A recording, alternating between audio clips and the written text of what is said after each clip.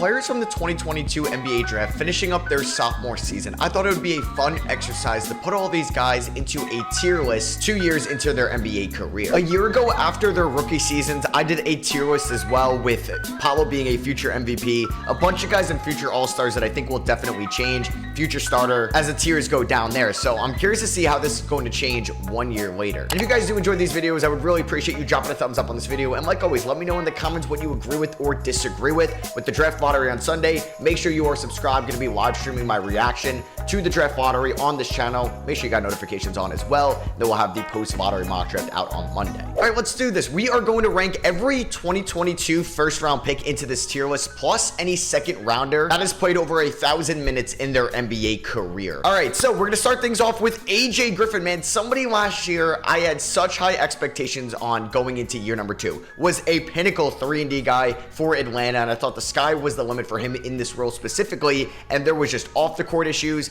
injury issues, practice issues. So much went wrong for AJ Griffin in year number 2, and it was a damn shame because I thought he would have been in the good starter tier at the end of this. I still think he could be a solid role player in this league. I kind of hope he just has a new change of scenery and is on a new team going into year 3, but it is quite unfortunate how non-existent his year 2 was. Benedict Mathurin, I think, is a good starter. I still don't think that Benedict Mathurin is going to be an all-star. I did have him in the all-star tier as a future all-star last year. Maybe he had way too many guys in that tier specifically because it's hard to be an all-star, but Mathurin can still be a solid 3-level scorer. Either it's a microwave guy off the bench, kind of like a Malik Monk role, or just somebody that could be adjacent to Halliburton and Siakam going forward. But Mathurin looks like it was a pretty good pick. It sucks his season ended short this year with an injury. Wesley, who was a later first-round pick, this was actually from the Derek White trade onto the San Antonio Spurs, didn't really improve too much in year number 2. I actually thought he played fairly well and increased minutes towards the end of the year, and the shot was falling a little bit more. I don't know if I think he's going to be a role player in this league. He may be more of a bench guy, and I'm talking somebody that's like in the middle of the bench, end of the bench. Role player could be a fringe starter, somebody that obviously excels in a specific role. And if Wesley's shot isn't going to continue to drop, I don't know if he's going to be a nice shooter for them off the bench, or can he even be a backup point guard if that's going to be Trey Jones, and he could get pushed to the side if they add in a new point guard this offseason. I may have to adjust AJ Griffin down a tier, but we'll see. Chet Holmgren. Is Chet Holmgren considered a franchise talent? It's crazy how overshadowed he was with a historic rookie season because of Victor Wembanyama. And obviously this was Chet's technically second year in the NBA since he was in the 2022 draft class. I don't know if Chet, though, is somebody you can build around as your number 1. And being in the all-star tier is a damn good feat. He was the second overall pick in this draft. He missed his whole rookie season and just put up 16.5 points, 8 rebounds, was a good shooter, was a good defender, and is the second or third best player on a 1-seed OKC Thunder team that just blew out Dallas Mavericks in game number 1 of round number 2 in these playoffs. And he could get a ring this year. It's crazy. I just think that number 1 tier is going to be someone that could be your number 1 scoring option, can be your number 1 guy on a title team one day. And I think Chet is limited there in some regards. So Christian Brown obviously is a good role player, but I think he's a good enough starter eventually. Obviously, he played big time minutes for the Nuggets last year in their championship run. And he's someone that can defend, can shoot, can run in transition, that can pass. I don't think he's ever going to be a 15, 16, 17 point per game scorer one day like Mathurin, but he does other things that don't show up in the box score very well. So I think I'm going to throw him in the good starter tier. Dalen Terry had some good games towards the end of the season. I think maybe at his peak, he's a bench guy, no more than that. There's a chance he goes into that B-word tier below. We'll see if I want to move him down at the end of this. David Roddy, I think I'm going to throw in that B tier, unfortunately. It just did not work out in Memphis. Just a year later, gets traded to the Phoenix Suns and basically did nothing for them. I don't love his defense. He's not a good shooter from 3 or inside, and I don't really think he can pass all that well or dribble. So, yeah, just not a great pick out of Colorado State for a team that's been drafting well before in the Memphis Grizzlies. Dyson Daniels, I don't know. I thought it was a little bit of a disappointing year 2. I know it was going to take a little bit of time for him to develop. I'm going to throw him in the role player tier right now because he's still a good defender. I think he can pass well. There are questions with his overall jump shot and his overall playmaking. Like, I think he can pass here and there, but I don't know if he's going to be your franchise point guard. Maybe what the Pelicans thought when they had this top 10 pick in the 22 draft. So I think a role player is fair for him right now because I don't think I've seen enough to throw him in good starter like Mathurin or Christian Brown. Jabari Smith. I don't know if Jabari Smith is ever going to be an all-star one day. It's tough because he got overshadowed by Alperen Sengun this year, but I think was much better. And his first year in the NBA was in a horrible environment under Steven Silas on a dumpster fire of a team in Houston. And I thought we saw the right progressions from Jabari Smith this year. Could he end up as an all-star? 100%. I'm going to be a little conservative here and throw him in the good starter. Jaden Ivey is a tough guy to rank here because he was inefficient this year, unfortunately. He did have a nice stretch in the middle of the year, but it was just a weird year too for him because Monty Williams really wasn't playing him to start the year. And if they go guard in this draft or just add another guy that can compete with his minutes as a starter next year, I'm really going to worry about Jaden Ivey's time in Detroit. So I don't know if he's going to be a role player. I think he's still similar to Benedict Mathurin, and I'm going to give him the benefit of the doubt because of the poor environment he was on. I think Jake Laravia is not a bust by any means. He could be a good role player. I'm going to throw him in a bench guy right now. If he could develop that outside shot for sure, but I thought he could have taken a little bit more leaps, right?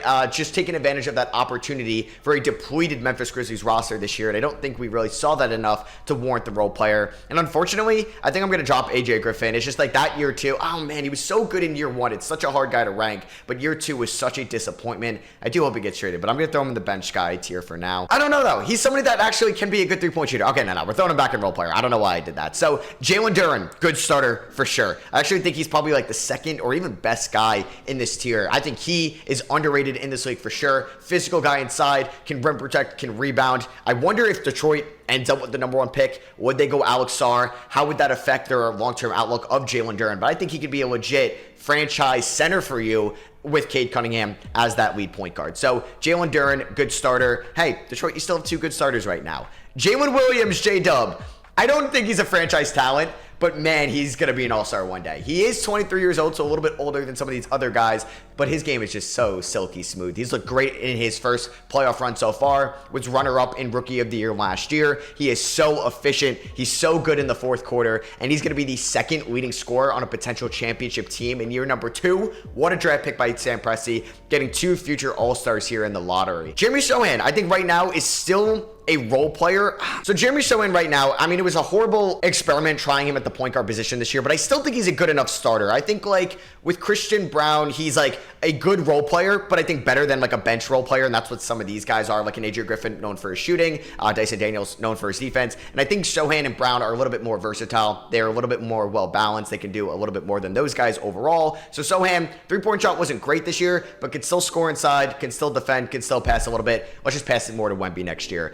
Johnny Davis, unfortunately, bust, man. Unfortunately, it's a bust. 10th overall pick. Just came off a season where the Wizards were one of the worst teams in the NBA, and he averaged 3 points in 50 games. Yeah, Johnny Davis, unfortunately, is going to be the bust here. Do I think Keegan Murray can be an all-star one day? You know what? It's tough, but I think he's very close to what like Jabari Smith is right now, and he's definitely better than Jabari Smith right now. Keegan Murray took, I think, a step back with his outside shot this year, but improved as a defender. The one thing I like about Jabari Smith's long-term outlook is potentially being an all-star is he's 3 years younger than Keegan Murray. Jabari Smith is 20 right now. Keegan Murray's going to be 24 years old at the start of next year's season, so it's going to be hard to see him take like a jump offensively, especially with still being behind Sabonis and Fox, and who knows if they make a big move this offseason. Keegan Murray, though, is still a really good player. I like Malachi Branham a ton. I think the 3-point shot is still there. He's going to be a role player for me. He was somebody I was super high on in the 22 draft coming out of Ohio State, and I think the jump shot will fall. I'm expecting a big year 3 for him. Marjon Beauchamp, man, did Adrian Griffin and Doc Rivers fumble his development. He showed so much promise in his rookie year, but I think the defense is good enough where he's going to be a bench guy in this league, but damn, they fumbled that. Mark Williams. Now, people are very high on Mark Williams, and I am too, but I like Jalen Duren a lot more, and the thing I'm a little worried about Mark Williams, he had 2 injury-riddled seasons to start off his career. If he gets injured again next year and misses a good chunk of time, I'm going to be worried about his long-term health in this league. I'm still going to throw him in the good starter tier, but I think there was some talk to like Duren or Mark Williams more going into this year, and Mark Williams' inability to stay healthy this year gives some cause for concern. He played 43 games last year, 19 games this year. So there's a trend right there, but I still think Mark Williams is a very good player when he's healthy. Man, Nikola Jovic, what a year 2 for him. Just somebody that you had to give some time to develop, and I think he has shown that he could be a good starter in this league for sure. Somebody that is a good floor spacer right next to Bam Adebayo in that front court, and his passing is pretty solid. I think he does a great job at driving to the rim with his like lack of experience in the NBA and just playing basketball overall in his youth, and I think he's a great shooter. I think he could be a plus defender one day. He's a good starter. All right, so Ochai Agbaji's been kind of disappointment. I thought he was going to be just as effective as Christian Brown was right away, and obviously like it could have been completely different. He got drafted by the Cavs, was traded in the Donovan Mitchell trade, and then was traded this year from Utah to Toronto after not really doing a lot this year. I don't think it's fair to throw him in the bust tier if I'm going to keep guys like Dalen Terry and Jake Laravia in this bench guy tier, so I'm going to still hope that there's still some shot creation there. He's going to be a bench guy. Ousmane Dieng, I don't know if he's going to be a good role player in this league. He played well for the OKC Thunder's G League team. I don't know if he'll be a good starter. He's still somebody very hard to project because the Thunder have so many good young players right now. Like we talked about J-Dub and Chet. Obviously, you have Giddey, Shea. There's still Lou Dort on this team. They're going to have multiple first-round picks in this draft. And in Aaron Wiggins, Casey Wallace, Isaiah Joe. Where are the minutes going to be for Ousmane Dieng next year? But I still think he's going to be a good role player. Either it's in OKC or it's on another team. I'm looking at the long-term play there for Ousmane Dieng. Next up, we have Paolo Banchero. He will be my one and only franchise talent in this tier. I still think he would go number one in a redraft, and I do think after watching him have a great playoff performance as a 21-year-old for the Orlando Magic, pushing the Cavs to 7 games, putting, honestly, the team on his back. Yeah, I think he could be a number one on a championship team one day, something I still don't think I could see in Chet or J-Dub, just because J-Dub, I think, has a better chance because of his shot-creating ability, but he's a little bit older than Paolo, so I wonder if we're going to hit his peak a little bit quicker. But please, let me know if you disagree in the comments. That could be a hot take. Patrick Baldwin Jr.,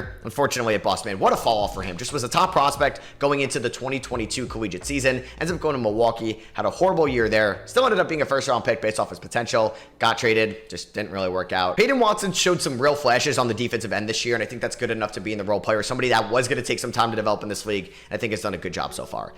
Shaedon Sharpe, man, I was a disappointing year too. He was a little bit more inefficient, and he got hurt this year, and I don't think Chauncey Billups and that Blazers organization did a great job in developing him in year number 2. Still a super young player, but I think if I'm going to keep guys like Jabari Smith with these high upside still into the good starter, I'm going to throw Shaedon Sharpe in there, and I don't think he's in that Chet or J-Dub tier long term, unless we see Sharpe break out in year number 3, in which I still think he can do. Tari Eason, man, this guy is good. I know he was hurt this season, but his rookie season was so good that I still think he's similar to like Christian Brown, Jeremy Sohan, can do a little bit of everything, and is going to be a good starter in this league. Unfortunately for Ty Washington, after the sophomore season he had, probably a bust, and it's not really fair to call him a bust since he was a late first-round pick, but it's just those guys that didn't work out. Hey, you can consider that tier to be anything what you want. Walker Kessler, it's tough, man. It was a weird year, too, for Walker Kessler, but I still think he's going to be a solid starter in this league. I think all these guys have shown that they could be good starters. This was a really good, like, middle of the draft pack, for sure. Not, like, a top-tier franchise talent guys like we've seen in the 2018 and 17 drafts, but still a good draft class overall, because Kessler could still be a solid rim protector. Hopefully he bounces back